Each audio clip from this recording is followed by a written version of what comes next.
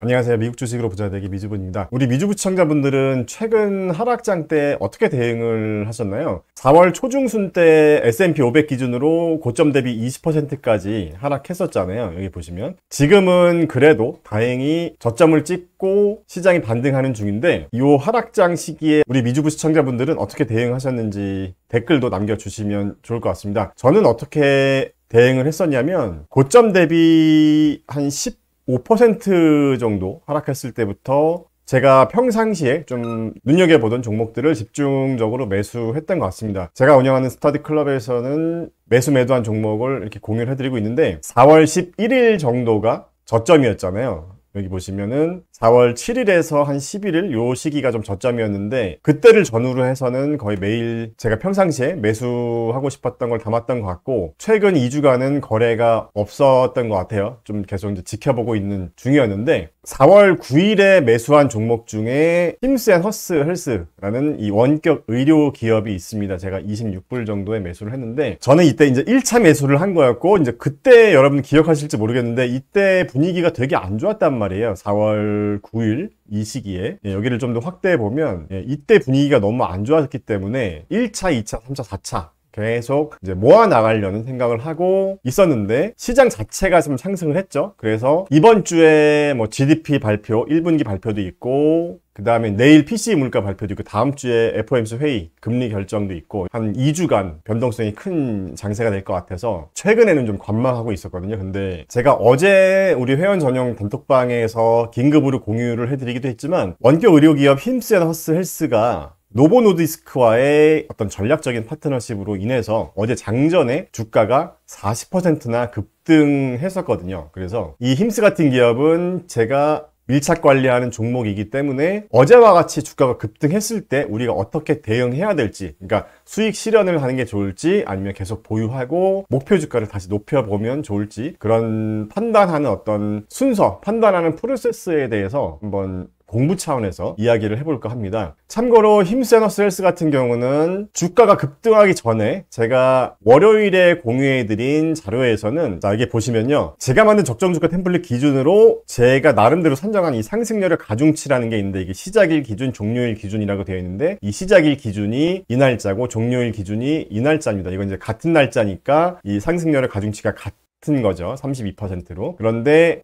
좀 더 보기 편하시라고 제가 MGB 레이팅이라는 걸 하나 만들어 봤어요. 그래서 이 상승률의 가중치가 몇 퍼센트냐에 따라서 뭐 강력 매수 또는 매수, 뭐 보유, 매도, 강력 매도 이렇게 좀 눈으로 좀 구분하기 편하시라고 이렇게 만들어 드렸는데 월요일에는 이게 매수 등급이었죠. MGB 레이팅 기준으로. 그런데 지금 현재로 보면 주가가 많이 상승해서 여기 보시면 시작일 기준으로 상승률의 가중치가 32%였고 어제 주가가 급등하는 바람에 현재 날짜 기준으로 보면 매수에서 보유로 바뀐 거죠. 그래서 이 상승률의 가중치라는 게 마이너스가 되면 이제 매도를 해야 되는 시점으로 저는 판단하고 있는데 이게 이제 주식을 장기 투자 관점으로 하냐 아니면 단기 트레이딩으로 하냐에 따라서 또 대응이 달라질 수 있을 것 같아요. 그래서 이 이야기를 한번 해보려고 합니다. 저는 개인적으로 좋게 보고 있긴 한데 어떤 근거로 좋게 보고 있는지도 같이 한번 말씀드려 보겠습니다. 자, 제가 오늘 올려드린 이 힘스 호재로 인해서 이제 주가가 급등했는데 우리가 어떤 식으로 생각해보면 좋을지에 대한 이 글을 작성해드린 걸 보면서 말씀드릴게요. 자, 크게 네 가지로 저는 생각을 해봤어요. 일단 2개월 전에 힘스의 주가가 60불이 넘었던 적이 있습니다. 그러니까 한 20불대에서 갑자기 주가가 말도 안 되게 3배가 올라간 거예요. 근데 저는 솔직히 이때 당시에는 주가 상승에 대한 어떤 논리적인 이유가 저는 좀 이해가 안 됐습니다. 자, 실제로도 이 2월 19일 당시에 제가 공유해드리는 이 적정주가 템플릿에서는 이 힘스의 적정주가가 아니었어요. 그러니까 마이너스 34%로 상승률의 가중치가 마이너스였죠. 이때 당시 주가가 60불이었는데 그 주에 주가가 하락했죠. 18%나 빠졌었는데 최근에 주가가 하락하면서 한 20불 중반까지 하락했을 때 제가 이제 매수를 시작한 이유는 제 기준의 적정 주가로 들어왔기 때문에 매수를 했던 거고요. 자, 이때 왜 주가가 하락했는지 잠깐 한번 알아볼 필요가 있을 것 같습니다. 자, 힘스 같은 경우는 원격 의료 비즈니스를 하는 회사잖아요. 자, 그래서 원격 의료 비즈니스를 하면서 뭐 구독형 모델이 있기도 하고 어쨌든 약을 판매하는 게 기본적인 매출원이 되는데 아무래도 중요한 비중을 차지하는 이 비만 치료제로 전체 매출 비중에 큰 비중을 차지하고 있었다는 거죠. 그런데 여기 제가 적어놨지만 그 당시에 이 비만 치료제 복제약을 판매하고 있었는데 일라이릴리 측에서 이 공급 부족 사태가 해소되었기 때문에 기존에 허용해줬던 이 복제약물의 판매를 중단했다는 소식에 주가가 크게 하락했었거든요. 그래서 제가 위에 빨간색으로 표시해드린 구간입니다. 이 구간이. 그러니까 저는 상승했을 때도 이렇게 상승할 정도인가 라는 생각을 했었는데 이제 하락을 하면서 본격적으로 관심을 갖기 시작한 거죠. 그래서 그 당시에 성장률 추적기 기준으로는 71주차가 되는데 71주차라는 의미는 제가 스터디 클럽을 시작한 지 몇 주차가 됐는지를 의미하는 겁니다. 그래서 제가 매주 자료를 공유해드리고 있어서 이게 하나씩 카운팅이 되고 있는 거고 지금이 81주차인 거죠. 그래서 이때 당시가 주가가 60불 넘게 상승했었는데 이때는 과열 구간이라고 제가 이제 생각하고 있었고 이제 방금 전에 보여드렸던 이 상승률의 가중치가 마이너스였다라는 걸 이제 보여드린 겁니다. 왜냐하면 주가가 막 이렇게 상승할 때 이런 가치 평가를 하지 않고 그냥 기술적인 분석만 하다 보면 이런 구간 좀 뭔가 조정이 오는 구간에서 또 따라서 들어갈 수도 있고 또 이런 조정 구간에서 이렇게 잘못 들어갔다가 이 고점 부분에서 물릴 수가 있잖아요. 그런 경험 많이 있으시잖아요. 그러니까 저는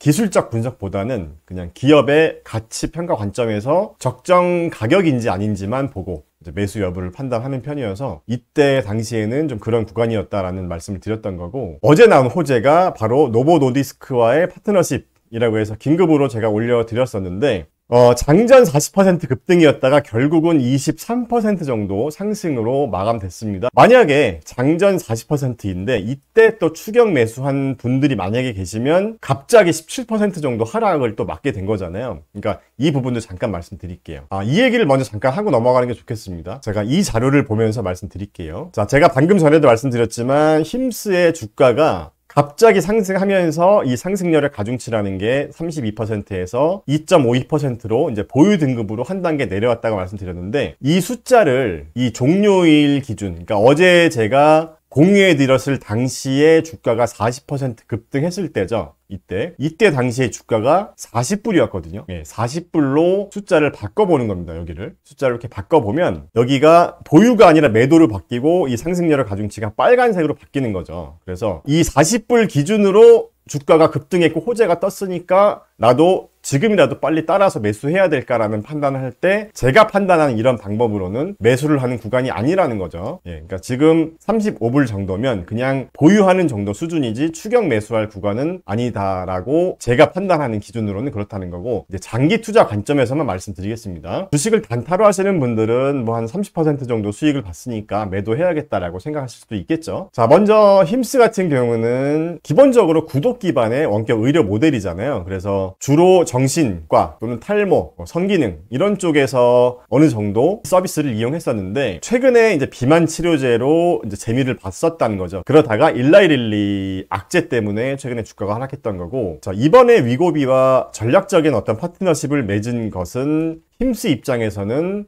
굉장히 안정적인 수익원을 확보하는 굉장히 좋은 호재라고 생각을 합니다. 그동안은 일라이릴리 관련 복제약을 판매할 때는 어떻게든 매출을 좀 맞추려고 어떻게든 좀 꼼수를 써서 이 비만 치료제를 힘스 플랫폼에서 판매를 하려고 했다라면 지금은 노보노디스크와 공식적인 파트너십으로 앞으로 안정적인 매출 성장에 그런 기대감이 생겼다는 거죠. 그러니까 지속 가능한 매출이라는 관점에서 굉장히 중요한 전환점이 된 것 같습니다. 그러면 단기로 하시는 분들은 적당히 수익 내고 빠지면 되겠지만 장기 투자 관점에서는 우리가 어떤 걸 보면 좋을지에 대한 이야기를 한번 해보겠습니다. 자, 첫 번째로 저는 노보노디스크와의 호재로 인해서 실제로 이 실적 개선이 되는지를 체크해 보는 게 중요한 것 같아요. 자, 그러기 위해서는 자, 무슨 말이냐면 우리가 호재, 악재라는 건 기대감 또는 실망감이잖아요. 그러니까 실제 기업의 실적이 좋아지냐 안 좋아지냐에 대한 여부랑은 상관없이 그냥 심리에 대한 문제죠. 그래서 지금 이 노디스크와의 호재도 일단 시장에서는 호재로 보고 있지만 실제로 실적에 반영될 수 있는지를 체크해 보는 게 중요할 것 같거든요.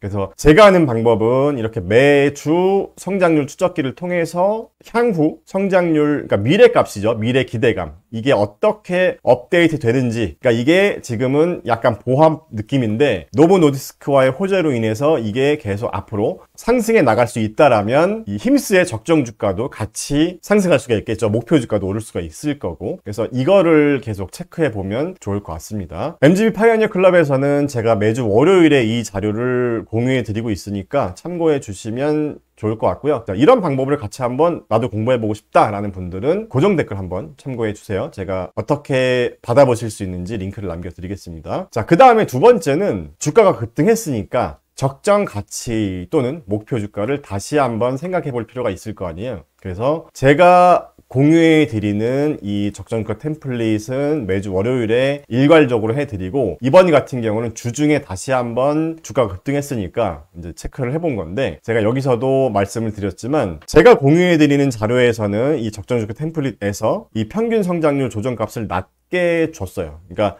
이 3개년 성장률 값 중에서 낮은 값을 적용했다라는 건 제가 힘스라는 종목에 대한 적정 주가를 보수적으로 판단했다는 건데 제가 여기 이 투자 다이어리에서는 그냥 평균 성장률인 32% 정도를 적용해 준 겁니다. 그냥. 그래서 왜 보수적으로 평가하지 않았냐면 이번 노보 노디스크와의 전략적 제휴를 이제 호재로 보고 21%라는 값을 없애본 거죠. 그랬을 때 적정 주가가 어떤가를 봤을 때 한 47불이 나온 거죠. 그러니까 지금 현재 주가 기준으로 봤을 때는 한 34% 정도 상승 여력이 있고 적정 이 성장성 지수에 따른 적정 퍼가 54배가 나왔다는 얘기입니다. 자, 힘스 같은 경우도 이제는 순이익 흑자 기업이기 때문에 이 매출 성장성 관점의 적정 주가보다는 이제 이쪽을 더 많이 참고한다 라고 제가 강의에서는 말씀드렸었는데 이 매출 성장성 관점의 적정 주가는 순이익 적자 기업을 위해서 만든 거였기 때문에 이거보다는 얘를 더 많이 참고하는 편입니다. 자, 그 다음에 전문가 의견도 같이 참고해 보면 좋겠죠. 전문가 의견은